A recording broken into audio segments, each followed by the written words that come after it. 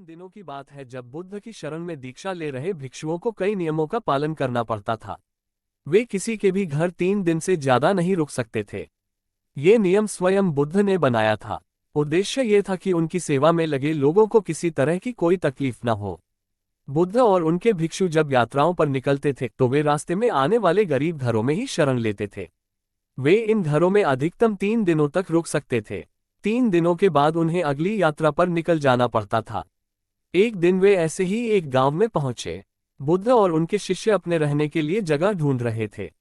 बुद्ध के शिष्य आनंद को एक वेश्या ने अपने घर रहने को आमंत्रित किया। वह बहुत ही खूबसूरत युवती थी। आनंद ने उसे कहा कि वह उसके घर पर रह सकता है, पर इसके लिए उसे बुद्ध से अनुमति लेनी होगी। क्या तुम्हें इसके लिए सचमुच अपने गुरु से अनुमति लेनी होगी? युवती ने पूछा। नहीं, मैं जानता हूं कि बुद्ध मेरी बात मान जाएंगे, पर उनसे पूछना एक रिवाज है। ऐसा जवाब देकर आनंद बुद्ध के पास पहुंचे। हे बुद्ध, इस गांव में 3 दिनों के विश्राम के दौरान एक स्त्री मुझे अपने घर पर आमंत्रित कर रही है, लेकिन वह स्त्री एक वेश्या है। क्या मैं उसके आमंत्रण को स्वीकार कर सकता हूँ? आनंद ने बुद्ध से पूछा। बुद्ध ने आनंद की ओर मुस्कुराकर देखते हुए कहा, अगर वह तुम्हें इतने प्यार से आमंत्रित कर रही है तो तुम्हें उसके निमंत्रण को ठुकराना नहीं चाहिए। जाओ और आराम से उसके घर ही रहो। आप भी आ सकते हैं। बुद्ध की यह बात दूसरे शिष्यों को गवारा न हुई।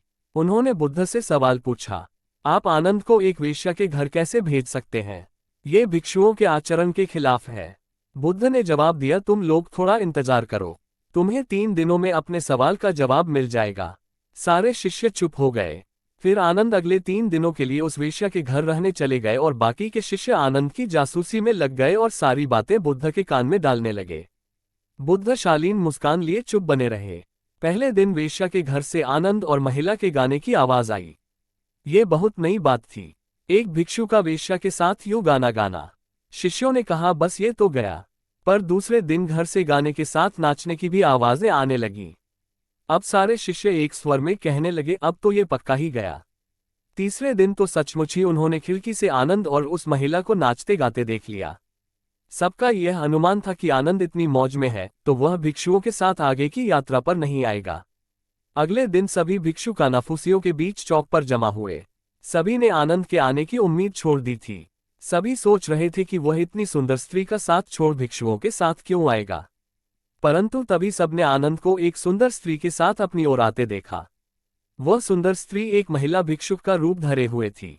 बुद्ध उसे देखकर मुस्कुरा रहे थे, जबकि बाकी विस्मित होकर खुले मुंह से आनंद और उस महिला भिक्षुक को ताक रहे थे। बुद्ध ने आनंद की पीठ पर हाथ रखते हुए भिक्षुओं को संबोधित किया, अगर खुद पर भरोसा है तो आपको कोई भ्रष्ट नहीं कर सकता, बल्कि अगर आपका चरित्र बलवान है तो आप भ्रष्ट को भी चरित्रवान बना सकते हैं। ऐसा कहते हुए बुद्ध ने वेश्या से भिक्षुक बनी महिला का स्वागत किया और सभी लोग आगे की यात्रा पर निकल पड़े। बुद्ध और आनंद की यह कहानी हमें सिखाती है कि अगर हमारी इच्छाशक्ति मजबूत है तो हम किसी भी स्थिति के गुलाम नहीं बनते।